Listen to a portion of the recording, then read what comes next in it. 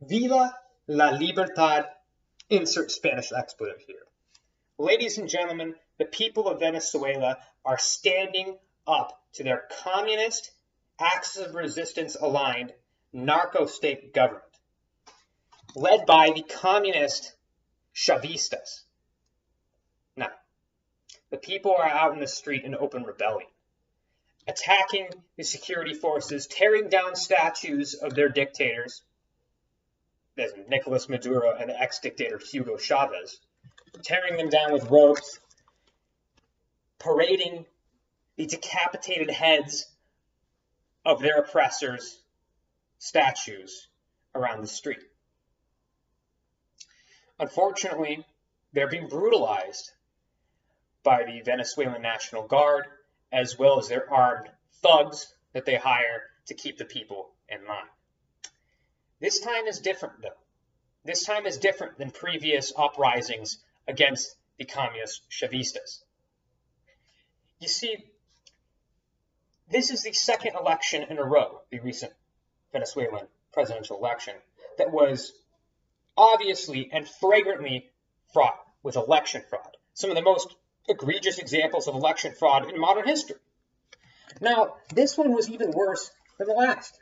You see, the Venezuelan opposition, by their calculations, fairly earned over 70% of the vote.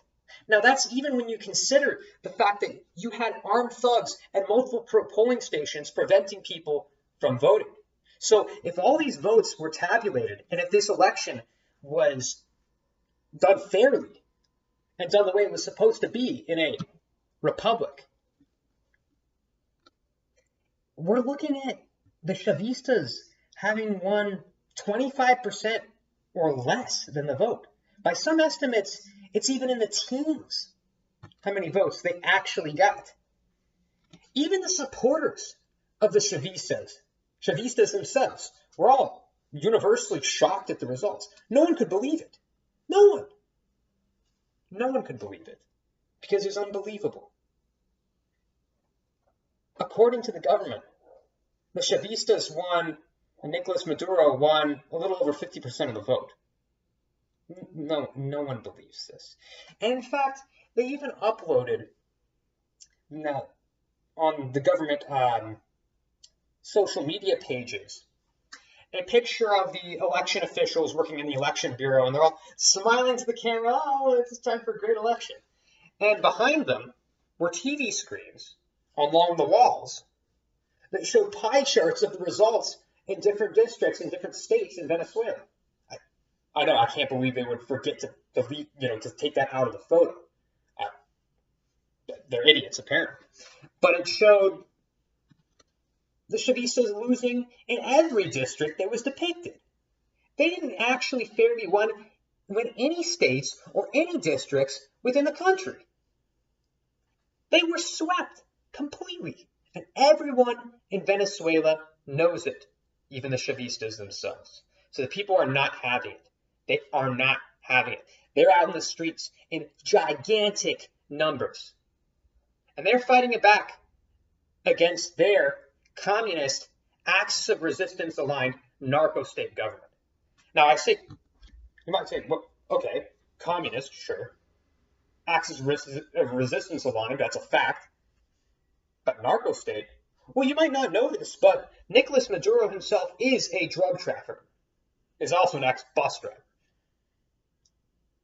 The state is aligned with the primary drug trafficking gangs in the country. They rule it together.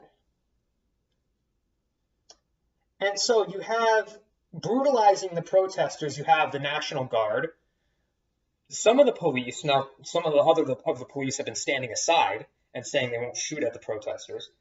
But the main people brutalizing the protesters are the narcotics trafficking gangs of the country.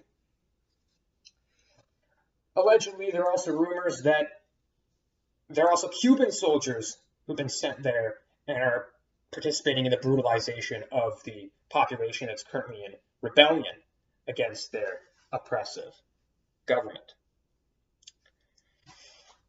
Now, the question is, can they win? Can the people overthrow their oppressors. Potentially. But at this point, it's not seeming like the army is ready to commit to a coup. There hasn't really been any evidence of that. Before the election, they said they would respect the results, no matter what they are. Now, does that mean the actual real results or the completely made up Maduro results? That's a little bit unclear. And this wasn't your typical example of election fraud where maybe they had funky voting machines, flipping votes here and there. No. There was no correlation between the results and the actual votes. They received actual votes, right? Tabulated everything up. And then they just put out a completely different total that they pulled out of where. No one believes it. Not a single person. Not one person. My question is, where is the international community on this? Well, they give their condemnation. The Biden administration says we want more voting data to be released. More voting data? What do they think this is? That shows the fundamental weakness of the Biden administration, the fundamental weakness of the international community in the face of the enemies of freedom. Ladies and gentlemen, more voting data? There's no data to be had. There's no data to back up the results they reported. They reported whatever results they wanted to. It probably didn't even... It has nothing to do with the count. It has nothing at all to do with the count. It was a made-up result. Everyone knows it. And so the people are rising up.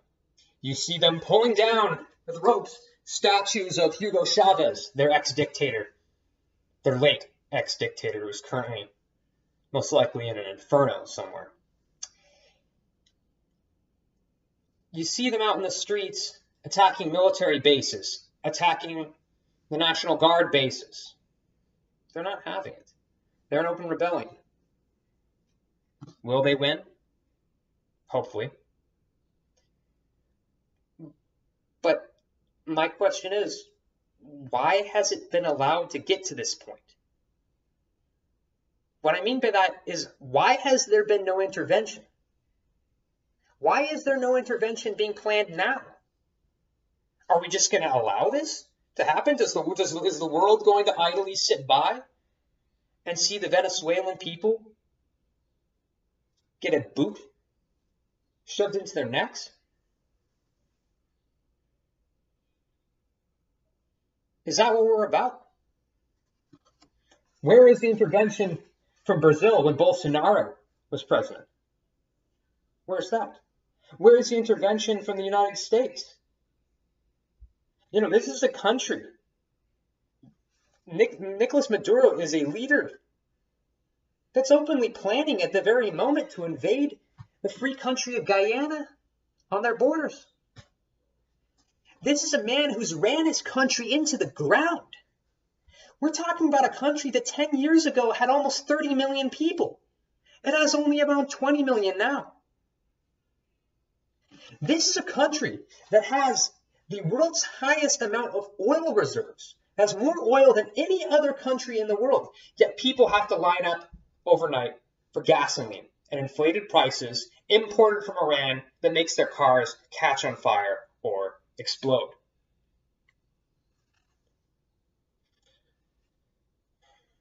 We're seeing the fundamental weakness of the international community on this issue. Why aren't they doing anything? So apparently the Venezuelan people are alone. No one is going to come to help them except give them words of support, which are worth dirt.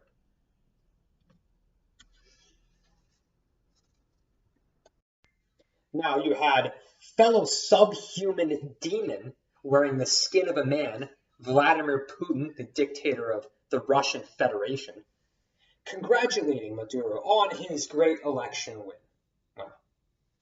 Two peas in a pod, right? Which makes me wonder, How soon until the Wagner Group arrives and begins murdering Venezuelans like they're doing to Ukrainians and Africans? Ladies and gentlemen, our enemies are not afraid to intervene. For some reason, our leaders are.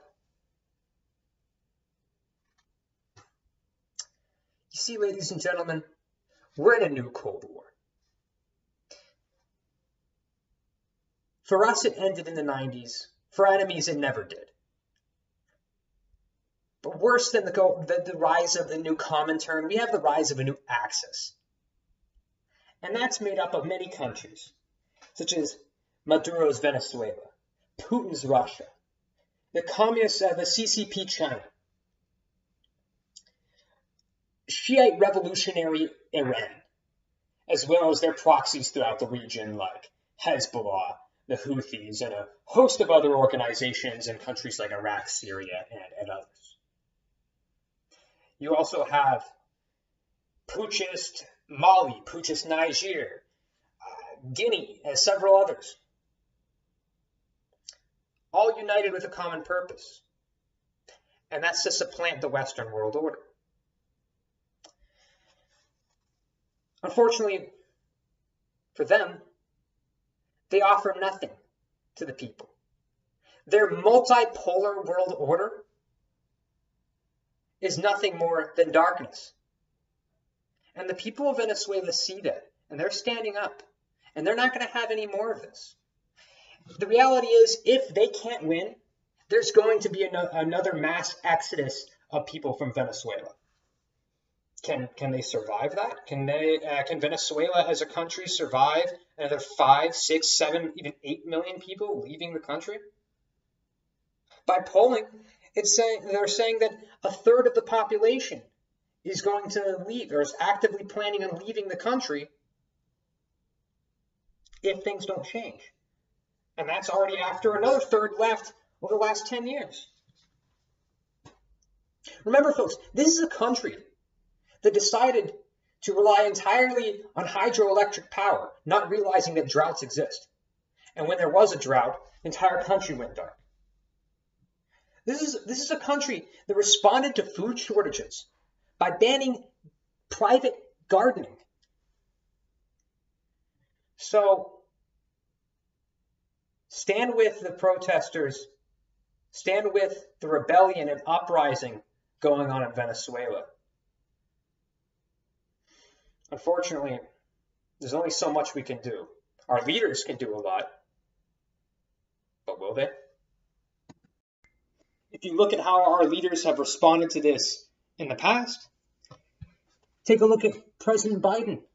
In an effort to save American people a couple of bucks at the pump, he lifted sanctions on Venezuela to allow them to export their oil.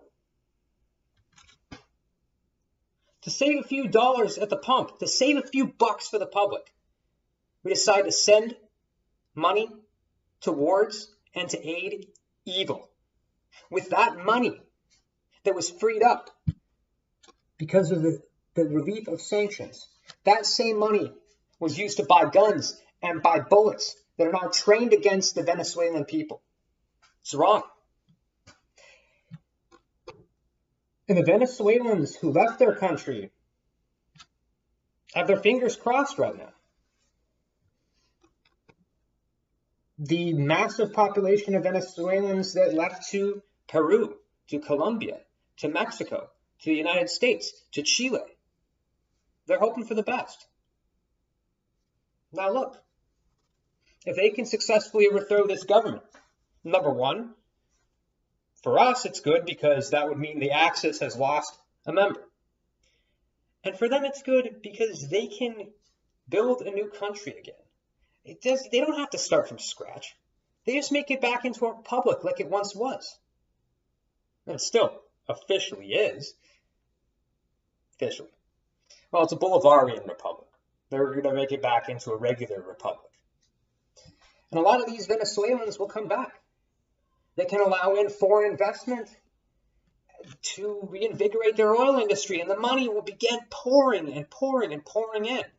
Now, hopefully they don't make the same mistakes that they did the last time they were rich off of oil and only solely relying on that one resource, which unfortunately many countries do, but that's going to be up to them to do. Hope for the best.